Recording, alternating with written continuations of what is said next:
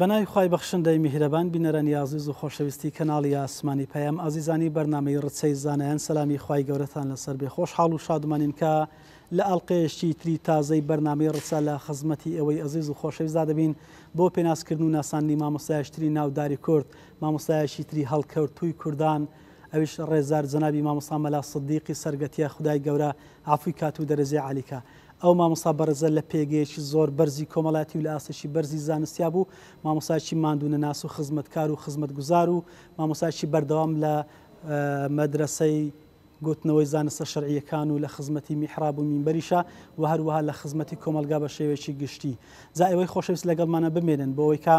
زیاتر ڕووچین لە ژیانی ئەو مامۆستایە تا بیکەنە قودە و چاوساغ و پێشەنگ و پێشاوی خۆمان کە چۆن مامۆستایەک بۆ خزمەتی کردووە، ماندوونە ناسانە تاو کاتێکەوە سەری ناوەتەوە و گەڕاوەتە بەر ڕەحمەتی خوددا. لەگەڵمانە ببینێن تا دو ساتی بەرنامە خوازارین تا بتوانین سوودێک بە ئێوەی ئەزیز و خۆشەویست بگەین و خوای گەورەش ئەزرێک بۆ جانەی مامۆستای ڕەحمەتی بنێرێ. لەگەڵمان بن.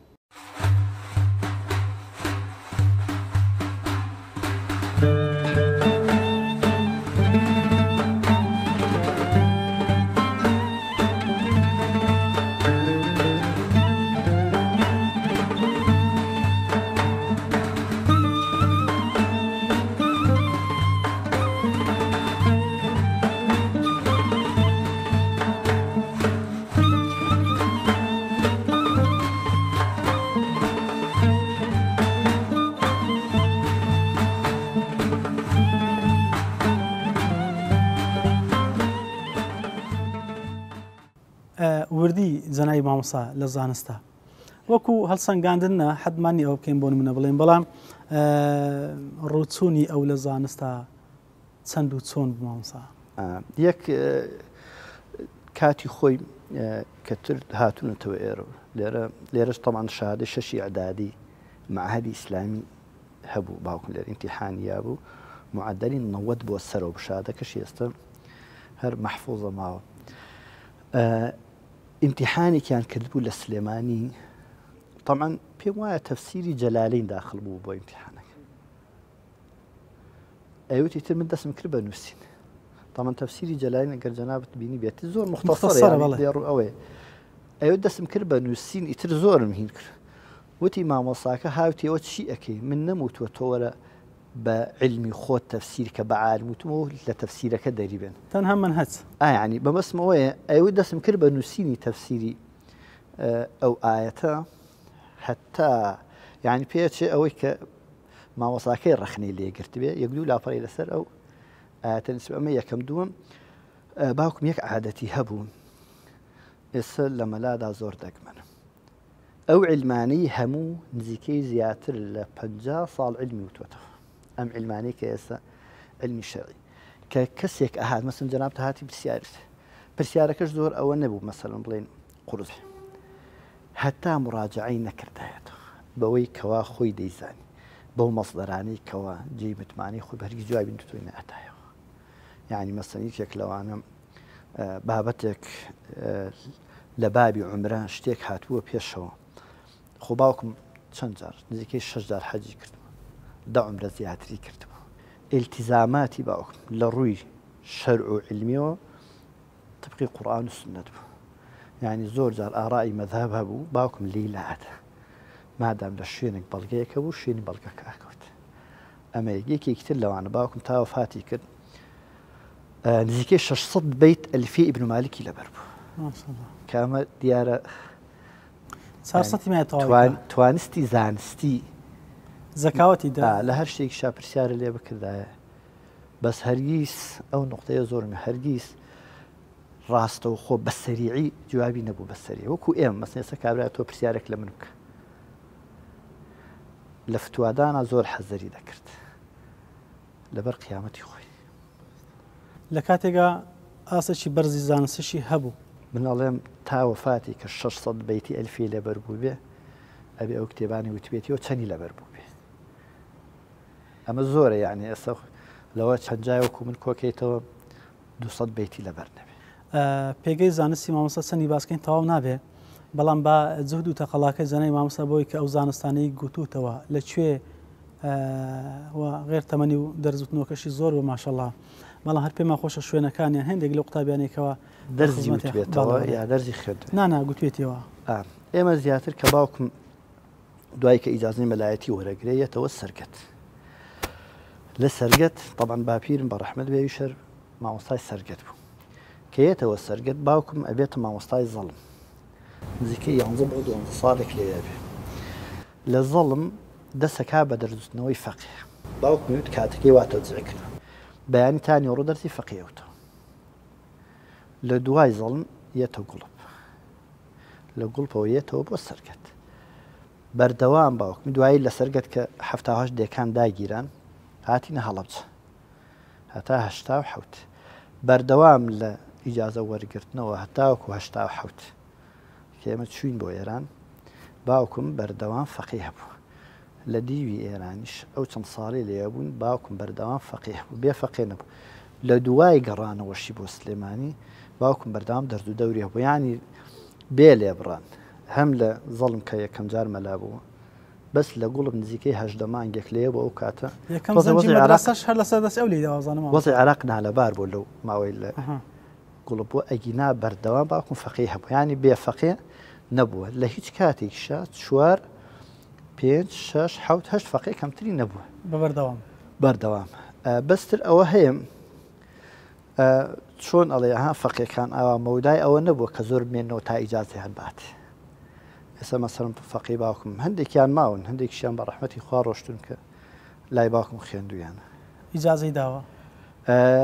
ناڵێم ئەو ئیشارم پێکرد ئەگەر قسەکەم تێگەشت وتم چۆن فەقێتی ئاوا گوزەرە دێت و دەڕوە ئەوەندە نەماوەتەوە تا بگاتە ئیجازە و مەسە پێچێک گەشتێتە ئاخر مادە و ئەوانە ئیتر لێ ئەو فەقێ حەزی کردو بڕوە ئەو کاتە هەرکەس حڕی خۆی بۆ لەکوێ خوێن و چۆن نەخی بەڵێ تایبەتمەندێتی باوکی بەڕێستان خدای گەورە عەفویکە وەکو باوک لە ماڵێ ئامۆژگاری و دەرس و دراست و نەسیحەتی زیاتری لە بۆ ئێوە ماسی بوو ئێمە کە چووینە هەڵەبجە ساڵی 78 داگیران ئێمە هاتینە هەڵەبجە ئیتر ئەو ماوەیە مزگەوتنەوە بەردەوام ئێمە زۆربەی کات لە ماڵەوە نوێژەکانمان تەراویحەکانمان لە ماڵەوە دەکرد بە کۆمەڵتان کرد بۆ خۆمان زۆر جار ئەو برایان بە ڕەحمەت بێ کاگوا بە شێخی برام باوکم کە ئەو شەریعەی تەواو کرد کولی ئاداب قسمی دینی بەغای تەواو کرد و ساڵی هەشتاکان کە نوێژمان کرد جارجار باوکم ئەوی ئەخستە پێشەوە زۆر جار لە جەژنەکانە یا لە بۆنەکانە کە ئەوە مەجلیس بوو دانیشتین باوکم مەسەڵەن زۆر جار وەسیەتەکانیەوە یەکەم چۆن خوای گەورە فەرمووی یا ئەیها الذین ئامەنوا اتقوا الله اینجا دوای باسی برایەتی و خۆشەویستی و ڕێز و حورمەت و ئەوانە بوون مامۆسای بەڕێز دەمێ پرسیاری ئەو کەم جەنای مامۆسا کە پێگەیشتووە بەرزی زانستی حتمما کۆمەڵایەتیشی بوون لە ڕووی کۆمەڵایەتیەوە مامۆسا ڕۆڵ و کاریگەری و دەوری ئەو دەورانی کە جەنای مامۆسا تێیدا ژیانی تێدا گوزەر کردووە باوکم یەک تایبەتمەندیەک حەزەکەم شتێک باسکەم جاوتمە سەرەوە لە ساڵی 90ەکان بوو لە مزگەوتی جیهات مامۆستا ئەرسەلان یادی بەخیر وتاری دا بۆ من برادێک بۆی گەڕاندەوە ئەو مامۆستایەکی برادەر موتی من لە حەرەمی مزگەوت نەبووم لە دەرەوە مامۆستا ئەرسەلان وتاری دابووم بورا بوویەوە دوایی باوکم چوو بوو تەکمیلەی وتارەکەی بۆ کردبوو ئەو مامۆستایە لە دەرەوتی وەڵی یەک کەسمان نەمانزانین مامۆستا گۆڕاوە یان نەگۆڕاوە لە ڕووی ینی قسەکردنەوە لە تۆنی ئەو قسەی کردووە بابەتەکەوتی نەمانزانیتی دوایی وتیان وڵا کاکەم مامۆستا یەکەم لەسەر مینبەرەکە بوراوەتەوە مامۆسایەکی تر ڕۆشتوم لە ڕووی ئەم خوای گەورە کە ئەو بەهرەی پێبەخشی بلا هەر کەسە پرسی کە باوکم بناسێ ئەمە مهم بوو باوکم لە ڕووی خوای گەورە فێن واتقوا الله ويعلمكم الله ولا نزكي على الله أحدا باوکم زۆر جار زۆر شتە هاتە پێشەوە پێشبینیەکانی نەک لەسەر زانینی غەیب کە خۆشی ئەو کاتەوتی جارێکیان لە گوڵب مامۆستا بووم پیاەک هەموو جارێ هات لای من جمعەیە کرد لە دەیەکی دراوسەی گوڵب وتی ئەو جمعەیە کابرا دیار نەبوو وتم حاجی فڵانە کەس مردووە ئێستا شیکێکیەتە دەرگای مزگەوت ئاوا کاڵە ڕەحمەتی خواتان لای حاجی فڵانە کەس مردووە هاتوو بۆی کفنی بۆ بەرم وتی نوێژمان کوتیم قسەم کرد نوێژمان کرد و دوای سەلامدانەوەی نوێژ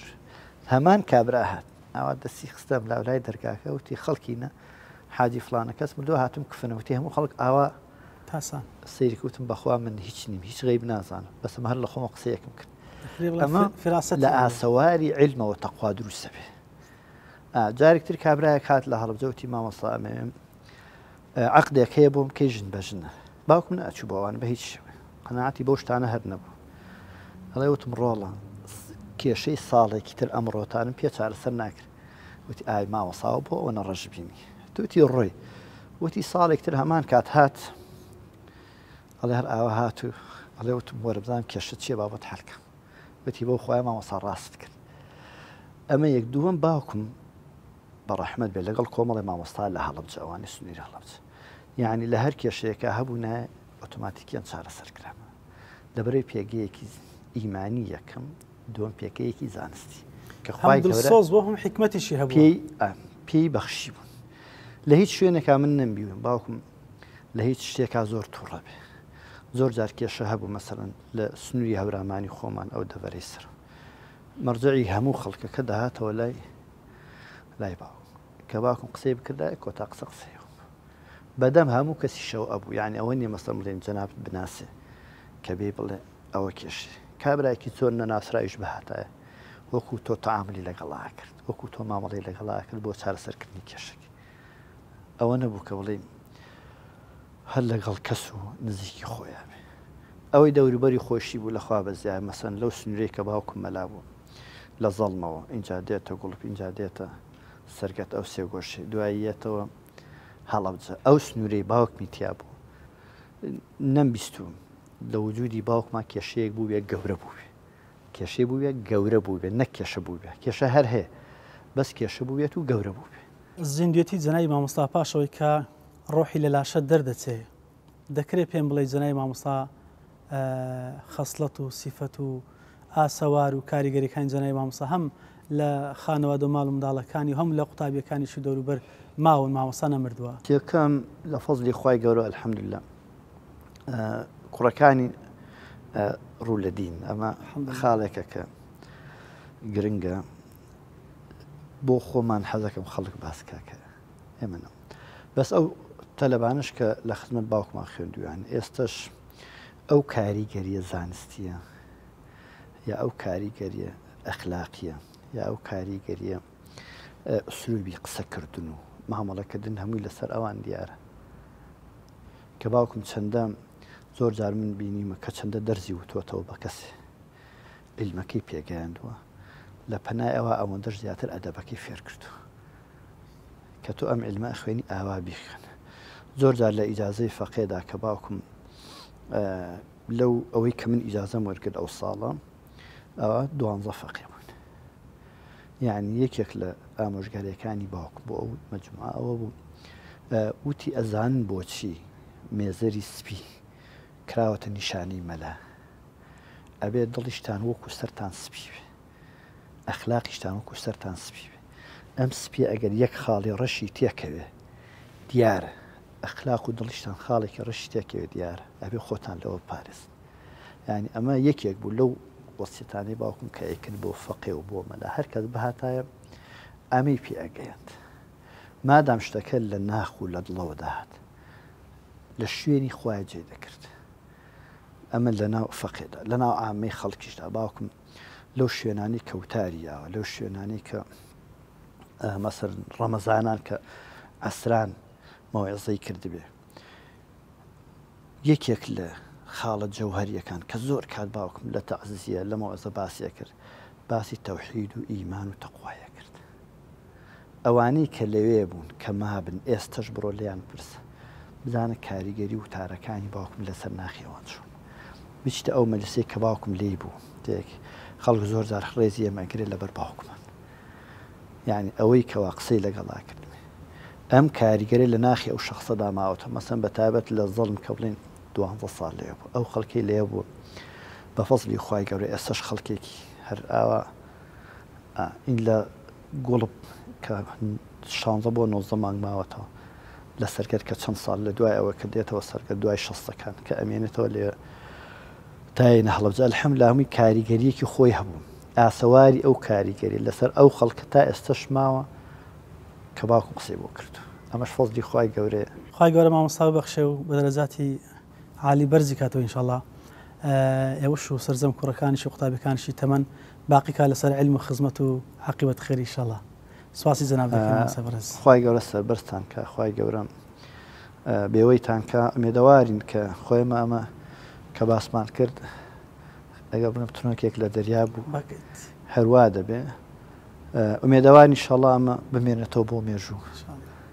ئەو کەسانش کە بیانوێ زیاتر لە ژیانی مامۆستایان بە کۆی گشتی هەموو ئەو مامۆستایانە لە نزیکەوە بچن لە کەسوکاریان لەو شوێنانەی کە وجودیان هەبوو بپرسن بۆی کەوا ئەم شخصیەتانە لە کۆمەلگای ئێمەدا بە چرایەکی ڕووناک بمێننەوە سەرکەوت و سەرفراز بن.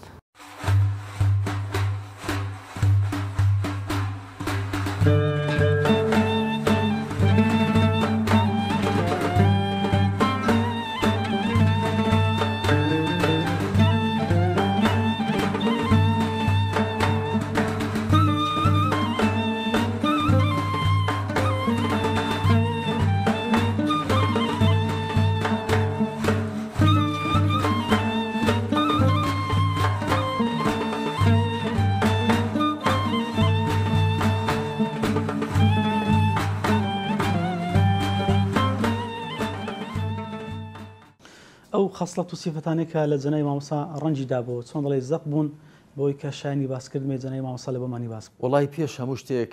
وەکو گوتم مامۆستا پیاوێکی ڕاست و ساغ بوو، ینی ئەو بەرەوبەری نەبوو،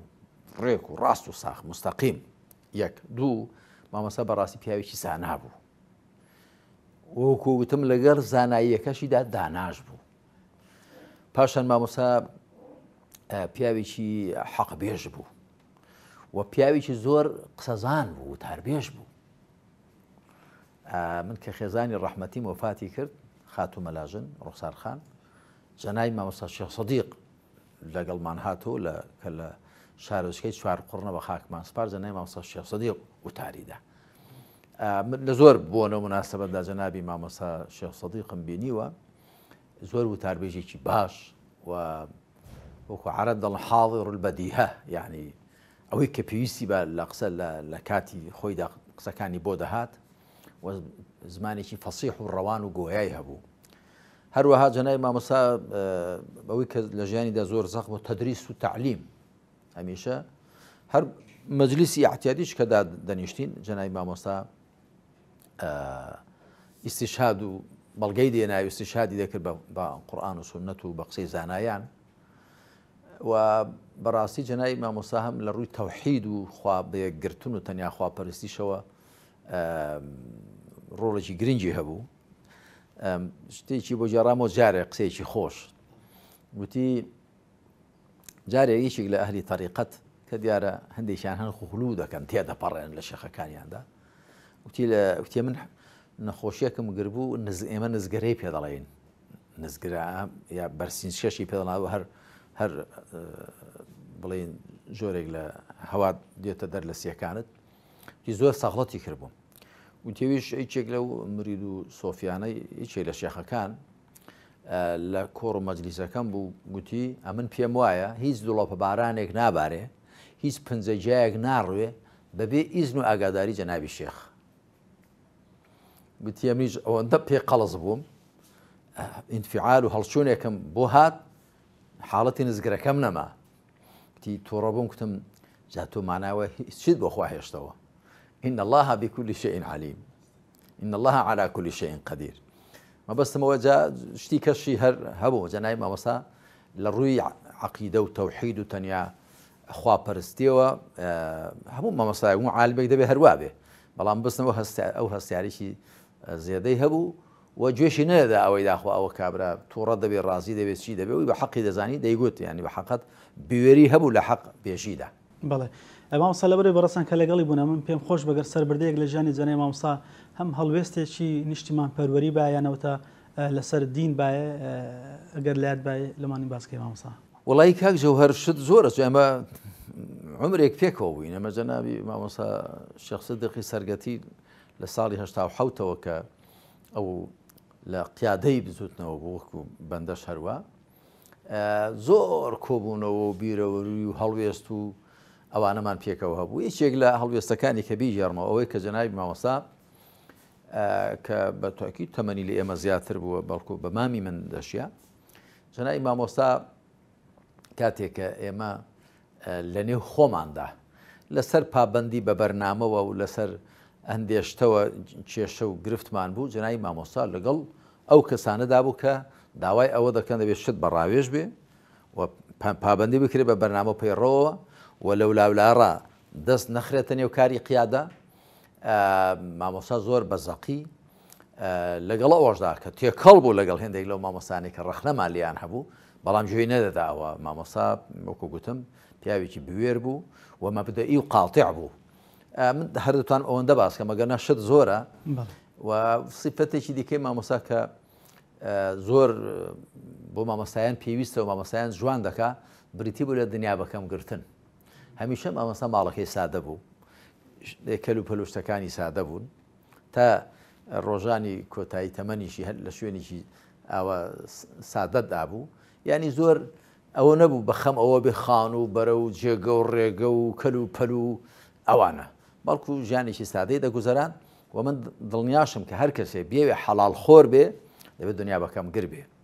ئەگەر بتەوێت چاوت لە حرامی زۆر و بۆر نەبێ بتەوێت ژیانێکی سەربەرزانە بگوزەرێن دەبێت بە ژیانێکی سادە ڕازیبی بە کەل و پەلی سادە بە پۆشاکی سادە بە جێگە و ڕێگەی سادە بە هەموو ئەو شتا دنیایانەی کە بۆ ژیانی دنیا پێویستن دەبێت تۆ بە سادەکەی ڕازیبی بۆی کە بتانی پارێزگاری بکەی لە کەسایەتی خۆت و لە حرمەت و اعتیباری خۆت کە بەڕاستی ئەمە بۆ هەموو کەس پێویستە بە تایبەت بۆ مامۆستایانێک کە خەڵک تەماشایان دەکا یعنی من زۆر کەسم پێشک دێ لەوانەیە کە لەسەر ئەهلی عیلم حیسابن خۆیان بە میراتگیری پێغەمبەر دەزانن صلی الله علیه وسلم وەکوم لە کتێبی زانانی ئیسلام چێن و چۆنن دەباسم کردووە و لە کتێبی چێ شایستەی مینبەر و میحرابە نازان بینوتیان باسم کردووە و لەم دووادا کتێبێکی کەم نامیلکەیەکی کەم نووسی کە وتارێکە کردمان بە نامیلکە بە ناوی برایەتی و تەبایی نێوان مامۆستایانی مزگەوت مامۆستایانی مزگەوت خەڵک زۆر تەماشایان دەکا و زۆر بە دوایانەوەی کە داخوات چاکەیان چێ خراپەیان چێ بەتابەت لە کۆمەڵگەی کوردەواری مامۆستا پێشەنگن بەڵێ بۆیە دەبێت زۆر لە خۆوریابن و هەر مامۆستایە کە دەچێتە سەر مینبەرەکەی پێغەمبەر صلی الله علیه وسلم دەبێت بزانێت چۆتە شوێنی چییە کە لە میحرابی پێغەمبەردا دەوەستێت دەبێت بزانێت ئەو شوێنە شوێنی چیە بووە و دەبێت لە قەدەر ئەو کەسە بێ جا لا نزكي عن الله أحدا بەڵام من پێم جەنابی مامۆستا شێخ سەدیق هەم ڕواڵەتی و هەم دەرونیشی زۆر سعی دەکرد کە وەکو پێغەمبەری خوا بچێت عەلەیهی سەڵات وسەلام بەڕێ ئەودا بچێ وەکو گوتمی چی لە سیفەتەکانیشی ئەوە بوو سیفەتێکی دیکەی جەنابی مامۆستا ئەوە بوو کە زۆر بە خەم خەڵکەوە بوو ینی بیری دەکردەوە لە دەوروبەر لە کۆمەڵگا و هەر ئەوەش بوو بە هاندەری ئەوەی کە لەگەڵ ئەو کاروانەدا بێ لەگەڵ ئەوەشدا کە کوڕێکی کاک بابە شێخ پلۆپای بەرزکە شەهید بوو بەڵام ئەوەش نەک ساردی نەکردەوە تیشتری کرد و هەموو کوڕەکانیشی لەنێو ئەو خەبات و بەرخۆدانەدا بوون و خۆشی لە پێشەمویانەوە حارسی دڵسۆزی جەنابی مامۆستای ڕەحمەتی لە بۆ سەحبەی ئەو کاتەکە مامۆستا تێیدا خەباتی دەکرد چەند و چۆن وەڵام مامۆستا زۆر سوور بوو لەسەرەوەی کە ئەو کار و کاروانە بەڕێیەکی ڕازدا بڕوە وەکو ئاماژەیەکم پێدا هەر پێم چاکە تەنیا ئاماژەی پێ بدەم مامۆستا زۆر سوور بوو لەسەرەوەی کە ئەو کار و کاروانە بەردەوام بێ بەڵام بەڕێی ڕازدا بەردەوام بێ واتە هەندێک کەس بەلاڕێیدا نەبن بۆ بەرژەوەندی شەخسی و تایبەتی مامۆستا زۆر بەوە هەستیار بوو هەر بۆیش ئێمەومانان کە هەر لە سەرەتای بزوتنەوەوە دەمانویست کە کاروبارەکان ڕێک بن و پابندی بە بەرنامەوە بکرێ کار بەڕاوێژ بێ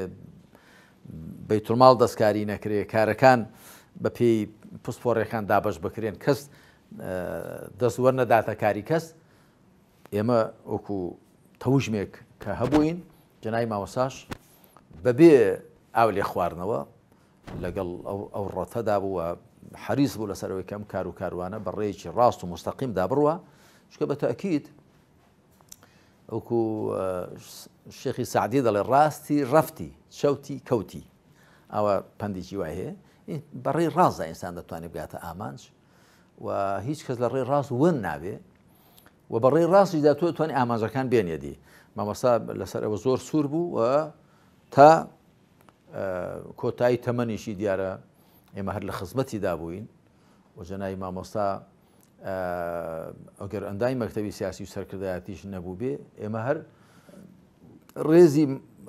سەرمەشق و براگەورە و مامۆستای خۆمانمان لێ دەگرت هەمومان لەبەرەوەی کە لە پێگەیەکی بەرزی هەم زانستیە بوو وەکو پێشنگ تەماشا دەکرا بەڵێ هەم لەبەر ئەوە هەم لەبەر بەڕاستی مامۆستا پیاوێکی مخلیس و دڵسۆز بوو و پیاوێکی بەتوانە و بە کەفاءەت بوو و پیاوێکی مەبدەئی بوو یعنی کە تۆ لەگەڵ جەنای مامۆستادا بەڕێدا ڕوویبای زەرت نەدەکرد قازانج دەکرد لێ بەهرەمەند دەبووی لەبەر کۆمەڵی سیفەت یعنی ئەو کار و کاروانە ئیسلامیە جەنای مامۆستا شێخ سەدیقیان وەکو براگەورەی خۆیان و وەکو ڕیسپی خۆیان تەماشا دەکرد و من بۆ خۆم بە هەمان شێوە بەڵێ ئەمە جەنای مامۆستا شێخ محەممەد کراوە بە پێشەوای کۆمەڵی ئیسلامی هەزار ڕەحمەتی لێبێ بەڵام مامۆستا شێخ سەدیقیش یعنی ئەگەر لە جەنای مامۆستا شێخ محەممەد زیاتر تەماشا نەکردبێت کەمترمان تەماشا نەدەکرد هەم لەبەر پێگەزانیسی هەم لەبەر ئەو کۆمەڵی لەو سیفەتانی کە باسم کرد بەڵێ کوشتراوی کۆتاوتەی جەنای مامۆستا لە خزمەتی مامۆستا ڕەحمەتیە بەڵێ وەڵاهی کۆتا قسەی من ئەوەیە دوعا دەکەم یا ڕەبی خوای پەروەردگار پلەپایی جەنای مامۆستا شێخ سەدیقی سەرگەتی و مامۆستایانی دیکەی هاوڵی هەمویان بە پلە بەرزەکانی پلە بەرزەکانی بەهشدا پلەپای بەرز و بەرزترکە و خوار لێی خۆش بێ و پاداشتی بداتەوە باشترین پاداشت و من لێرە شۆ بەڕاستی بە بۆنی کە باسی جەنای مامۆستا شێخ سەدیق دەکرێت ڕوودا هەموو مامۆستایان دەکەم کە وریابین لە خۆمان ئەم ژیانە کەمەی دنیا 52 ڕۆژێکە دێو دەڕوا بەڵام ئەوەی دەمێنێتەوە کردەوەکانمانن هەڵوێستەکانمانن وەکو خوای پەروەردگار دەفەرمێ المال والبنون زينة الحياة الدنيا والباقيات الصالحات خير عند ربك ثوابا وخير أملا ئینسان خۆی دەڕوا بەڵام کردەوەکانی لەگەڵی دەچن و شوێنەوارەکانی دەمێننەوە خوای پەروەردگار لە سوورەتی یاسیندا دەفەرمێ ونەکتب ما قدموا وآثارهم ئێمە ئەوەی کە پێشیان خستووە دەینووسین و شوێنەوارەکانیشان کە بەجیان هێشتووە مرۆڤ هەتا لە ژیاندایە کردەوەکانی پێش خۆی دەخا کە دەڕوا شوێنەوارەکانی بەجێ دێڵێ زۆر جێی شانازی و سەربەرزیە بۆ مرۆڤ کە هەتا دەژیە کردەوەی باش پێشدەستی خۆی بخا بەڕێکە و کە مردی شوێنەواری باش بەجێ بێڵە کە پێما جەنای مامۆستا شێخ سەدیقێکە لەوانە و هەموو مامۆستایانیش دەبێت لە خۆیان وریابن هەموو هیچی مردنی قەرزدارین بەتایبەت کە بارودۆخێکی وەکو ئێستای هەرێم دەبینین و عێراق و دنیا دەبینین کە پڕ کراوە لە زوڵم و ستەم و گەندەڵی و قۆرەخکاری و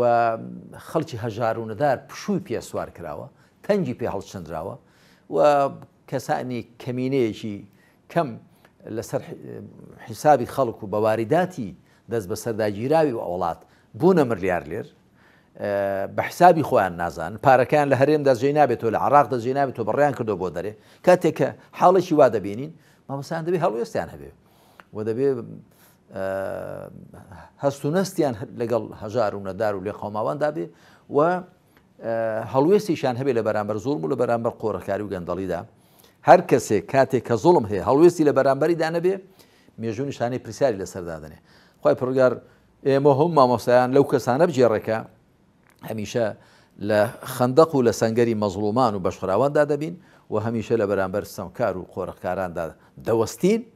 بۆ ئەوەی کە خوا لێمان ڕازی بێ نەک لەبەرەوەی ڕقی شەخسیمان لە هیچ کەس بێ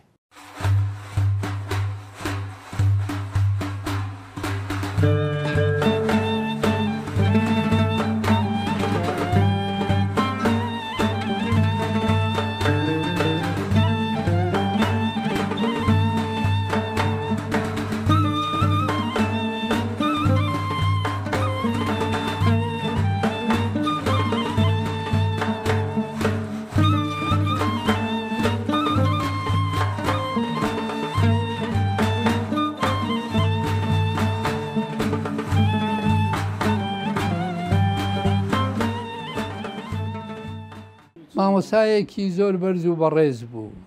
بەدەم خەڵقەوە بوو لە بوون و نەبوونە لە سڵح و ئاشتەواییە لە ناونانە لەسەر قەبران و لەگەڵ مردووە یەک زەڕە تەکەبول لە وجودیان نەبوو بەڵام مامۆستا ناحیەی بەلاغەت و سەقافەتی ئەمانەی زۆر عەزیم بوو. مامۆستا لەو بارۆ اینجا مامۆستا لە ئەسڵە لە ئێران خوێند بووی، لە سنە خوێند بووی، عالمێکی بەرز بوو. مامۆستا مەلا عوسمان جارجارەی فەرموو حاجی مەلا سدیق لە من عالمترە. هەی ئاوا هینیان بوو بەسەر یەکەوە. ئێتر خەریک بوو چۆن لەکوێ دابنیشتایە وەکو چراوە بوو خەڵق تر لە ئوردوگا بواە لە دێکەی خۆیان بواە دوایەوە کە دێنەما هات بۆ هەڵەبجە بۆ مزگەوتی ئیمام عەلی لەوێ فەقێ بوو. ئینجا گەنجەکان دەورەی ئەدان زیاتر تەئسیری زۆر بوو لەسەر گەنجەکان. کاتی خۆی بە خۆڕایی سەرف ناکرد، هەمیشە عیلمی ئەگەیاند و داعوەیە کرد. مامۆستا ماشاءڵڵا چەند ساڵ ئێمە لەوێ بوون جارێ کەم جار نەمان بینیوە بەیانی لە مزگەوت حازر نەبێ بەدەگمەن مەگەر لەوێ نەبووە. مامۆستا خۆی ئەپاراز لە حەرام دوور ئەکەوتەوە لەوەی کە شوبهەی حرامیشی وایە. مامۆستا هەر مامۆستایە، بەڵام بەڕاستی مامۆستا چەندەها خاڵی بوو جیاواز بوو لەگەڵ مامۆستایانی ترە. مامۆستا تێکەڵی گرۆپی حیزبایەت و ئەمانەی ناکرد. مامۆستا خۆی ڕاست کرد بۆ دین. مامۆستا داعی بوو، مامۆستا مجاهیدی ئەم دینە بوو بەڕاستی. لە ئاخر و نەتیجەیشە ئەوە بەدەست بەعسەوە ڕای کرد هاتە بۆ ئوردوگای دزڵی و لەوێ ئەو کاتە حرەکەی ئیسلامی دروست بوو. ئەو کاتە مامۆستایەکی بەرز و بەڕێز بوو، یەکێک بوو لە ئەندامانی دامەزرێنەر. اینجا دواوە ئەو گەنجانەی هەموو بە دەور خۆیان کۆکردەوە خەریکی گەیاندنی دین بوو تا نەتیجەکەی ئەوە باسی زۆری ئەوێ.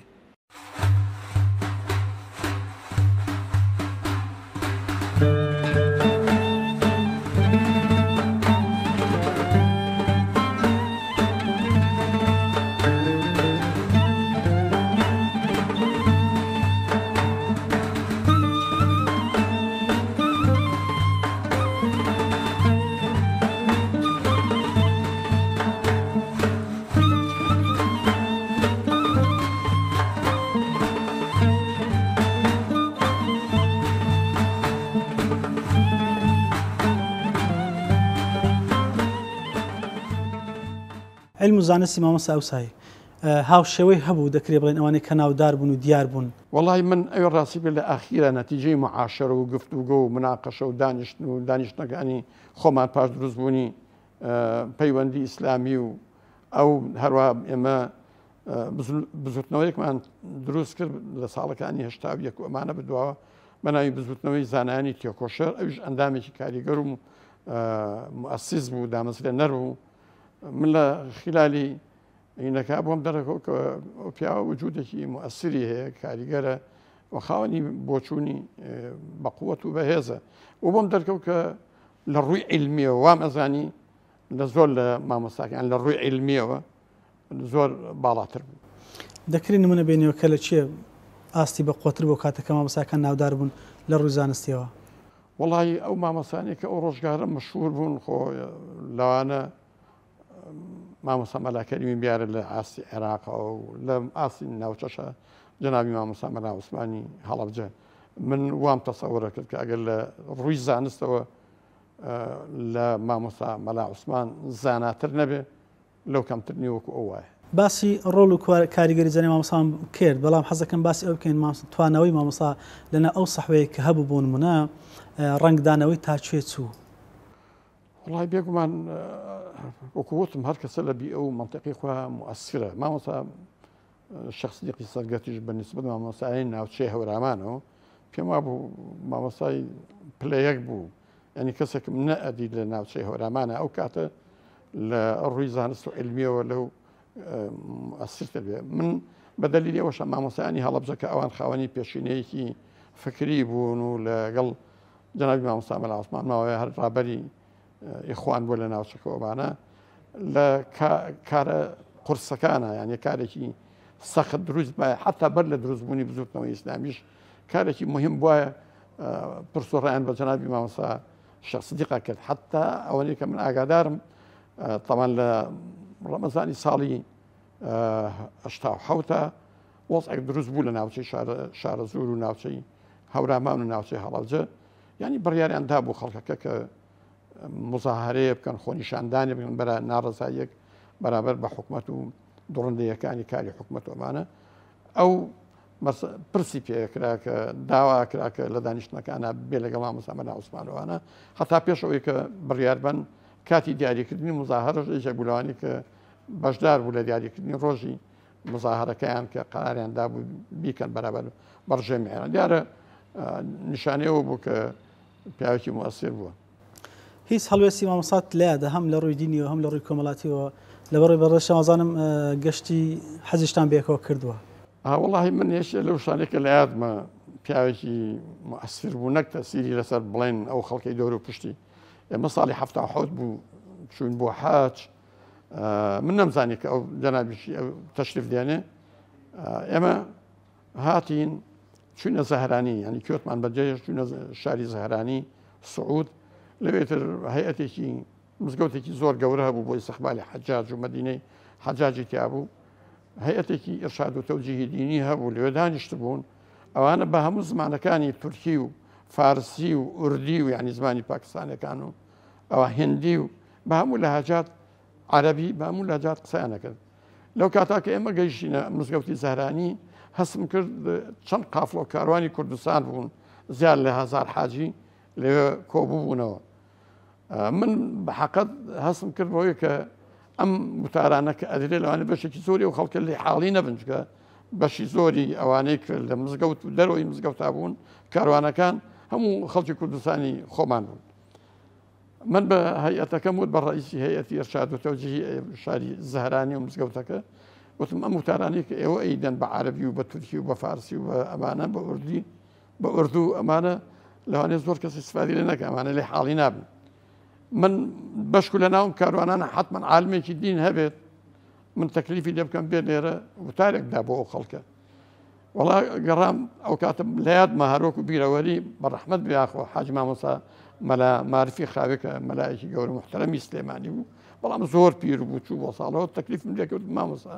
فەرموو جەناب لەو مزگەوتە وتارێ ببە بۆ ئەم حاجە کوردانی خۆمان ئیستیفادەی لێ بکەم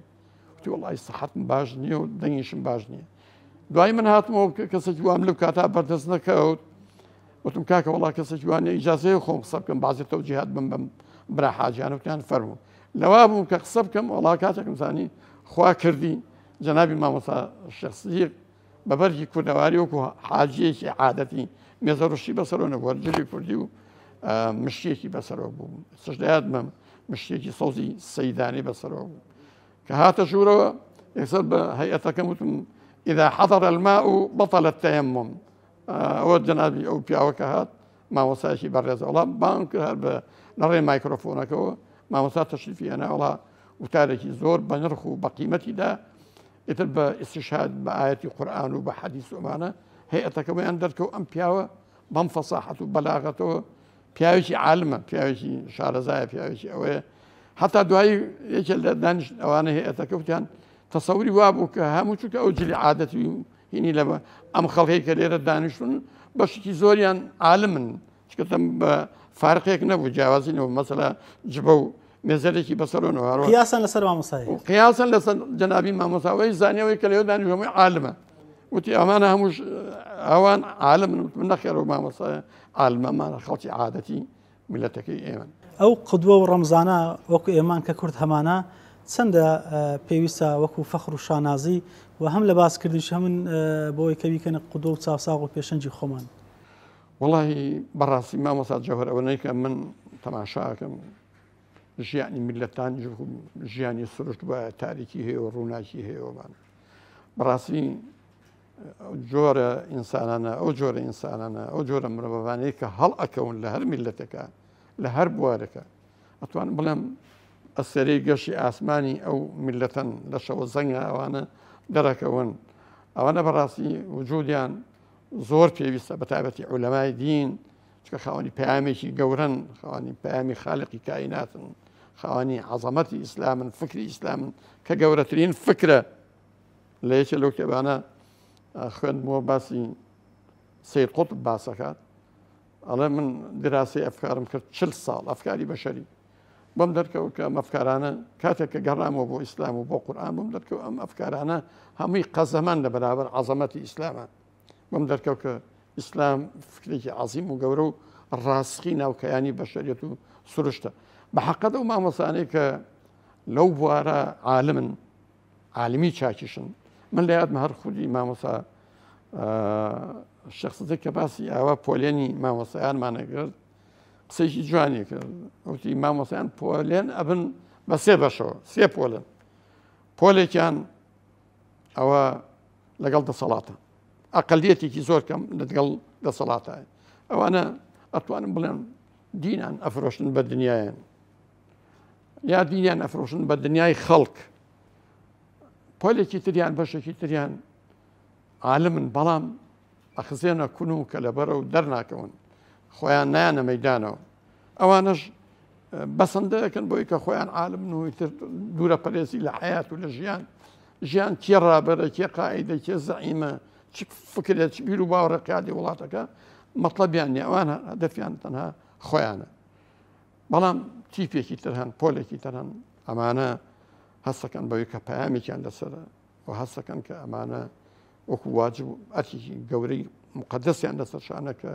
ئەو فکرێکە هەیەە ئەو علمەیەکە هەیەە بیگەن ئەو بەلاغیکە هەیەە بیگەێنن بە جەماوە و عەمەلەن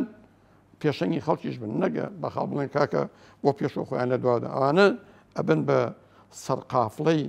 خەبات و هەوڵ و تێکۆشانی میلەتان کە من و ئەزان بەشێکی زۆری حرەکاتی تەحریر و ئازادی بەخشی جیهانی ئیسلامیش ئەم وڵاتەکان ئەوانەی کە سەردەمداریان کردووە لە جەزایر شێخ عەبدولحەمید بن بادیس شێخ عەبدولقادری جەزائیری لە لیبیا شێخ عومەر الموختار ئەمانەی کە بەرابەر داگیرکەرانی چەوسێنەر ڕاوەستاون لە کوردستانی خۆشمان بەشێکی زۆری لە کوردستانی تورکیا و پیا و گەورانی وەکو شێخ عەبدولقاری شەمزینی شێخ عوبەیدوڵڵای ناری شێخ سەعیدی پیران شێخ سەعیدی نەوڕەسی و هەروە لە کوردستانی مەلا خەلیلی خۆشەوی قازی محەممەد لە کوردستانی ڕۆژهەڵات لە کوردستانی خۆشمانە هەر شێخ مەحموودی حەفید و شێخ عەبدولسەلامی بارزانی و شێخ محەممەدی بارزانی و تا مەلامسای بارزانیش ئەمانە هەمووی هەڵقڵاوی حجرەی مزگەوتەکان بوون ئەمانە توانیوانە کە دەوری ڕێیادی و قیادی بینن لە قیادەی میلەتان هەروەکو چۆن ئەمەم لە کوردستانیشا و مامۆستا بەڕێزانە دەوری گەورەیان بوو لە ڕاوستان و لە بەرخۆدان لە بەرابەر داگیرکەرانە لە بەراورد جێ ڕێزن ئەو مامۆستانە تەسیری خۆیانێ.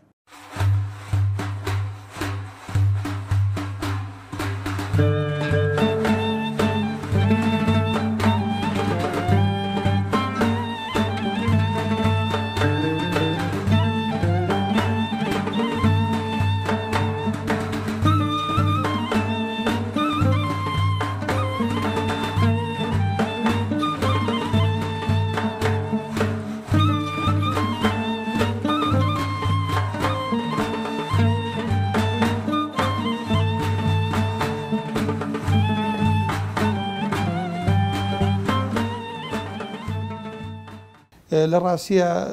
خی گەورە پاداشتی خێری داتۆ خی گەورە پلەی بەرزکاتۆ لە بەهشتە مامۆستا لەگەڵ ئەوەشە کە لە علمەکانە هەر هەبوو ئەڵێم بڵێم ئەگەر دکتۆرا لە دکتۆرا بەرزتر هەبوو بێ باسی نەحوت بکردایە شایستە بوو باسی سەرف بکردە باسی بەلاغەت بکردە باسی فقه بکردایە مامۆستا بابەتەکان ئەلحەمدولیلا هەمووی لای بوو کەم نەبوو 15 ساڵ خوێندبووی لەگەڵ ئەوەشتا یەک دەرزی گەورێت لە ژیانە لێ وەرەگرت مامۆستا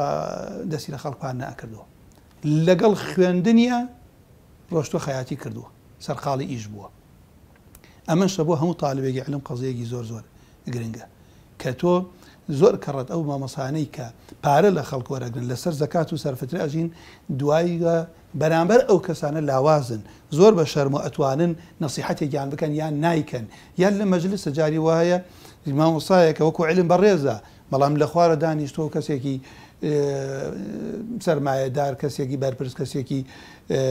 با بڵێن ئەوەی کە زەکات شتێداتەوە لە سەرەوە دانیشتەوە قساکە مامۆساکە لەوێژە ئیجازە لە وەربگرێت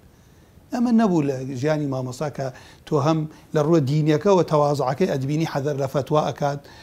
لە ڕووە علمیەکەەوە علمت لێوەرئەگرت لە ڕووە عزتەکەی و عزتت لێوەرئەگرت یعنی خوای گەورە بۆ خاتری ئیسمی عەظەمی خۆی پاداشی خێری داتۆ بەڵام من ئەسەفە خۆم ئەو مامۆستا بەڕێزانە قەناعەتەکەم بە ناڕەحەتی ئەگەر دووبارە بوون قەناعەتم وایە دووبارە نابنەوە بەڵام وەکو پێویست ئێمە ناتوان قەدری ئەو مامۆستانەی خۆمان بگرین کە هەر لە هەر شوێنی هەرێکەیاندانی بە تەنها مەدرسەیەکن ئەتوانێت هەموو علمەکان بڵێنەوە حتەنانەت یعنی لە ڕووی ئەوە جارێکیشیان تووشی مناقەشەیەک یەک دووسێ مناقەشەی بۆ گێڕامەوە کە لە شوێنێک وەکو پێویست وا ئیشارەت کراوە کە ئیمامی عومەر ستەمێکی کردوێ لە ئیمامی عەلی کەسانێک وەڵام شتیان پێ نەبوو بوو هاتوبوونە خزمەتی مامۆستاوتیان وەڵای مامۆستا زەلامێک هاتۆ کۆمەڵە شوبهە و کۆمەڵە قسە ئەکات تی مامۆستا تی ڕۆشتم بۆ وێنە تەماشاکەم لەناو خەڵکە بۆ تەبعاً لە باسی حەجی کرد کۆمەڵی خەڵکی خۆمان بەڕێزن وەلحەمدە خوێنەواری شتیان نەبوو کەسێک هاتوو ئەم قسانەکات ئەوتی وەڵای ڕۆشت وێنە منیش پێم وتن وەڵای ڕاستە کاکە لا ئێمە عەلی کوڕی ئەبی تاالب لا ئێمە کەسێکی بووە دەرگای علم بووە مژدەی بەهەشتی پێدراوە وەزیری پێغەمبەر بۆ صلی الله عليه وسلم زاوای پێغەمبەری ئازیز بووە دەسەڕاستی ئیمامی ئەبوو بەکر رضی الله عنه ئیمامی عومەر بووە لە هەموو ئیستیشارە و فتوا و جیهاد و شت پاڵپشتیان بووە لەگەڵیانە بووە لە خزمەتیانە بووە برایەک بوون بەڵام لە تاریخ عەلیەکی تریشە خوێنین کە زوڵمیان لە خێزانی کردە بێدەنگ بووە و زوڵمیان لە حەدیسەکانی پێغەمبەر کردو گۆڕیانە و بێدەنگ بوو ئەو ئێمە نایناسین بەڵام ئەوەی کە قورئان وەسفی کات و پێغەمبەر صلی الله علیه وسلم وەسفی کردووە و ئەوەی کە شێرێک بوو حەقبێژ بوو و لە هیچ ناحەقێکی قبول نەکردووە ئەوە لا ئێمە ئەو عەلیەیە کە وەسیەتەکانی پێغەمبەری صلی الله عليه وسلم جێبەجێ کردووە و لەگەڵ هاوڵان برا بووە و دەسەڕاست و وەزیری ئەبوو بەکر و عومەریش بووە دەم بەسم ئەوە بوو یعنی حتا ورد بوو لەوەی کە دەرکی ئەو شتانەی ئەکرد کە تێ ئەگەشت لە شت و ئەیزانی حتا بە بەڵگەی عەقلی شوێن وەڵامی خەڵکی بداتەوە جەنابی مامۆستا بەڕاستی من ئەوەیشی کە زۆر دڵم پێخۆشە خوای پەروەردگار عەزە وجەل منەتی کردە سەرمە ئەتوانم بڵێم چی علمی کە هەیە خوێندومە یەکسانە بەو علمەی کە لە خزمەتی مامۆستای خوێندومە چونکە بەڕاستی مامۆستا بە تعبیرێک بڵێم ئەتوانم بڵێم علمەکانی درەو کردبوو يعني وەکو جارێکیان ئێمە لە مووسڵ شێخێکمانە بوو شێخ عەبدوڵڵا کوحلە لە ئاستی وەتان عەرەبیە یعنی عالم بوو زانا بوو بە تایبەتی لە زبانی عەرەبی ئەیوت ئەگەر علم بێت و بە وردکاریە بخوێنرێ هیوایە لە هەموو تەمەنە جارێک ئیشت پێکەوێت جارێکیان ئیشت پێکە بەڵام کە تۆ ئەیزانی چونکە خوێندوتە ئێستا و علمانەی کە جەنابی مامۆستا ئەیوتۆ من ئەسەفە خۆم ئەترسم ڕۆژگارێک بێت ئەو کتێبانەی تر نەوترێتەوە بۆیە چونکە زانایان هەر لە کوردستانی خۆمانەوتیانە کاکە هەر کەسێکە منهاج الطالبینی نەخوێند بێ هەر ئیجازەی مەدەنیە ئێستا وای لاتەوە خەڵکێکی زۆر هەیە نازانێت جامع باس لە چییە کات و نازانێت منهاج چییە کۆمەڵشتی سادە خوێنێت و داوەڵەن کاکە وڵا فڵان کەس ئەوە ئیجازەی علمی وەرگرت خوا بیاگایە لە بەلاخەکە بیاگایە لە منهاج بیاگایە لە جامع جوامع اینجا مەبەستم لەوەیە کە جەنابی مامۆستا کە ئەو علمانە هەر لە سێنگی بۆ ئەیوتۆ تۆ زۆر خۆشحاڵە بووی کە لە خزمەت مامۆسایەکی ئاوای کە ئەم علمە وەرەگری دوایی بە ثقەیش ئەتوانی بیڵیتەوە چونکە قەت لەبیرم ناچێت مامۆستا دایمەن ئەی فەرموو قوتابخانەی باش لە سێ شت پێک دێت لە مامۆستای باش لە مەنهەجی باش لە قوتابی باش جاری وایە مامۆستاکە باشە بەڵام مەڵی چی تەڵەبەکەی تەڵەبە نییە ئەنجا لەبەرەوە ئەمە خاڵێک بۆ حەزم کردن ئیشارەتی پێ بکەم کە لە خزمەتی مامۆستا بە چاکەی خۆی بە فەزلی خوای گەورە لەسەرمان کە توانیم ئەو سەنەدەی جەنابی مامۆستا بەدەست بێنم و لەگەڵ ئەوەشە کە ئەو سەنەدێدا پێوە نەبوو مامۆستا تا لە ژیانە بووە من وەڵامی پرسیاری خەڵکم نەداوەتەوە هەرچی هەبوو ڕەوانەی لای مامۆستامە کرد تەنانەت ڕۆژێک گیانوتم مامۆستا گردن مازاکە بەخوا تۆم زۆر عەزیێداوە تەلەفۆن ئەو کاتێک کە دوایەوەش کە تەلەفۆن شتە بوو تەلەفۆنم بۆ کردیا خەڵکم بۆ نات ئەو قسەی خەڵەوەتی کوڕم کەسێکی خۆش بێ قەدێ بێزار نابێ بێ تاقەت نەبێ ئەو قسە مەکە حتا ئەگەر تعبیرێکیش وایە گومان پێ ئەم تعبیرە چۆن بخوێنرێتەوە لەوەشە مامۆستامانی لاکەکرا مامۆستا وڵا ئەو شتە ئەگەر خلافێکمانێ و مەسەلە چۆنە ئەوەشە وەڵامی ئەداینە زۆر بە سێنگ فراوانی جەنابی مامۆستا جا یعنی بەڕاستی ویستم ئەوە بڵێم کە مامۆستا لە فێری تەواضعی ئەکردی فێری سەخاوەتی ئەکردی لە علم بەخشینە، فێری ئەوەی ئەکردی مامۆستا ئینسان جورئەتی هەبێ شەرم نەکات لە وتنی حەقە. چکە جەنابی مامۆستا یەکێکە لەو مامۆستا بەڕێزانەی کە هەم خەڵکی وایە مناڵی خۆی لەبیر کردووە سەرقاڵی خەڵکە. من زۆر کرد لەم زەمانەی کە ئێستا ئێمە ئەژین حەزەکەم ئەم قسەم بڵاو بێتەوە، ئەڵێم 3 تاقم خەریکە خۆیان و ماڵیش لە دەست ئەدەن. ئەوانەی کە سەرقاڵی ئیشی سیاسین خەریکە ماڵ و مناڵی خۆیان لەبیر دەچێت کە خوای پەروەردگار عەزە وجەل فەرمیێ قو ئەنفوسەکم و ئەهلیکم نارا. مامۆستایانی ئاینی جاری وا هەیە دەست بەم لاولا بە خەڵکەڵێنەوە بەس مناڵی خۆیانیان لەبیر کردووە. کەوا بوو لێرە هەندێک لە بانخوازیش ئەمانە طبعاً بە مطلقینە هەندێک لەم 3 تاقمە هەن خەریکە کاکەیان تۆ خۆتت لەبیر کردووە، تۆ بۆچی تاگەر تۆ بسووتیت و خەڵکی بڕاتە بەهشت، ناتوە بێ پێش هەموو شتێک خۆت، چونکە ئینسان ئەگەر بێت و خۆی جێبەجێ نەکات ئەو علمەی کە خوێندوێتی ئەو مەبدای کە باسیەکە لە خۆی نەبێ خەڵکیش قتەنا قسەی ناوێت. بۆیە ئاخرشتیش بڵێم بەڕاستی جەنابی مامۆستا لە تەمەنیشیە، یعنی آخر کڕێت لە ماڵێک بوو لە سلێمانی 3 تاقم بە پەیژەیەکی ئاسنی زۆر سەخت گەنج بە ناڕەحەتی سەرەکەوت کە ڕۆشین بۆ خزمەتی یا دەرس لەلا ئەخوێن ئەم مامۆستا ماندوو نەئەبوو لە گەیاندنی حەق، تەنانەت لە بەفر و باران و سەختیەکانی ژیان و کاتی جیهادکردنی مامۆستا ئەوەی کە کاتێک تزانین ڕۆژە لە گەرمیان بوو، ڕۆژە لە سلێمانی بوو، ڕۆژە لە هەولێر بوو، لە ژیانیشیە نەوەساوە لە مەسایلی دەرزوتن. بڵێ وڵی مامۆستا ئێستا سەرکردەیە، مامۆستا سەرقاڵە و سەرکردەیە، مامۆستا ئێستا کاتی ناڕەحەتی و ڕوبەڕووی حزبی بەعزبوونە تۆ سەرقاڵی جیهادە لە ژیانی مامۆستا نەبووە فەقیهی نەبێت. ئەوەی شتێکی جوان بوو، مامۆستا علمەکەی گرێدا بووە ژیانی خۆیوە، هەر لەوەی کە لە زەڵمەوە دەستی پێکرد پاشان ڕۆشتۆتە گوڵ و پاشان ڕۆژۆتە سەرگەت. مامۆستا لە بەردەوام بووە چی لە ڕۆژ هەڵاتوە تاوەکو کوردستانی خۆمان مامۆستا بەردەوام عمل و جیهاد و دەرس خوێندنەوەی پێکۆ گرێدا بوو. خۆی گەورەش پاداشی خێری داتەوە، ئەوەیشی جێگای دڵخۆشی بوو. مامۆستا هەندێک کەسن لە ناڕەحەتەکانە ماڵ و مناڵی خوانیان بە دوور گرتووە. مامۆستا کوڕی شیرینی خۆی بابا شێخ لە سەر ئەو ڕێگا خوا بە شەهید وەری بگرێ لەگەڵ باقی شەهیدەکانە، لەگەڵەوەشە دوایەوە هەر جێگای فەخری بوو، دڵیشی پێخۆشە بوو بەخوا ئەوە نەخۆشەویستیش بوو لە دڵی من جاری وا بووە لە دەرسە باسییان نەکرد مامۆستا فەرمێز بە چاوی هاتە خوارەوە، بەڵام هەر بەردەوام بوو لەسەر ئەو ئیشەی خۆی. وە مامۆستا ئامادەش نەبوو فتوا بە هیچ شێوەیە بۆ جەمعی بۆ حیزبی بگۆڕێت. هیچ خەڵکی وایە ئاگای لە خۆی نییە، جاری وا هەیە دینەکە کاتە قوربانی قەڵزیەکەی لێی تێکشووە، یعنی ئەمە ئیسلام غایەمانە. مامۆستا یانی تێگەشت بوو سەرکەوتنی ئێمە بە شوێنکەوتنی دینەکەمانوەیە، نەک دینەکەمان شوێنی خۆمان بخەین. ئەوە وەکو باسیشم کرد هەروەها الحەمدوللا کوڕەکانیشی بێ بەش نەکرد لەو علمەی کە خۆی لای بوو دەرزی بە کوڕی خۆشی ئەوە تۆ.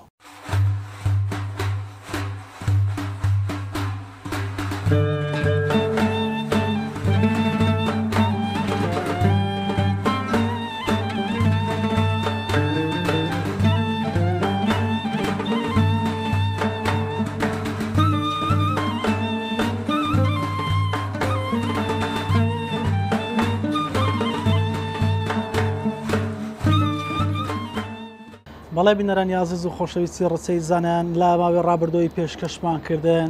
تەواوی بەشی دومی بەرنامەی ڕسەبوو لە خزمەتی مامۆسای پێبەرز و عەزیز و خۆشەویستمان، مامۆسای ناودار، مامۆسای خاوەن وەرع و تەقوا، مامۆسای ئەهلی عیلم و عیرفان ڕێزدار جەنابی مامۆستا مەلا سدیقی سەرگەتی، خوای گەورە دەرەجەی عالی کات. خۆشەویستان، ئێمە هەرچەند لە خزمەتی مامۆستا بەرەزە بدوین ناتوانین حەقی خۆی پێ بدەین، لەبەری مامۆستا بە مەنای کەلیمە مامۆستا بوو، پێشڕەو بوو، پێشەنگ بوو، پێشەوا بوو، مامۆستا ئەهلی حلم و علم و ئەهلی حکمت بوو. دەخوازین کە خوای گەورە دەرەجەی عالی کات و بە باشەکانی خۆی شادی کات. ئەو مامۆستا بەرەزەمان لە ساڵی 1928 لە ڕۆژهەڵاتی کوردستان لە مەریوان لەدایک دەبێت و لە 2011 لە سەرگەت وەفاتەکات و تەرمی پیرۆزشان هەر لەوێ دەنێژرێ. تەمەنی مامۆستای پێبەرزمان ئەو کات کە وەفاتەکات 83 دانە ساڵە بێ. ئەو مامۆستا بەرەزە هەر لە سەرەتای تەمەنی و تا ئەو کات وەفاتەکە هەر لە خزمەت و خزمەتکردنی بە مامۆستایان و بە علم و بە عیرفان و حوزرە و مەدرسە و مینبەرە بێ. زۆر سپاس بۆ بینەری ئەوەی ئەزیز و خۆشەویست سپاس بۆ هاوکارانم لە دواوی کامیرە سپاس بۆ مامۆستا بەڕزانێکە ئەو زانستیان بۆ ڕۆشنکردنەوەی بۆی زیاتر ئاشنای ژیانی زانای مامۆستا بین تا بێگەشتنەوە لە بەرنامەیەشتر بەخوای گەورەتان سپێرم. السلام علیکم ورحمة الله وبركاته.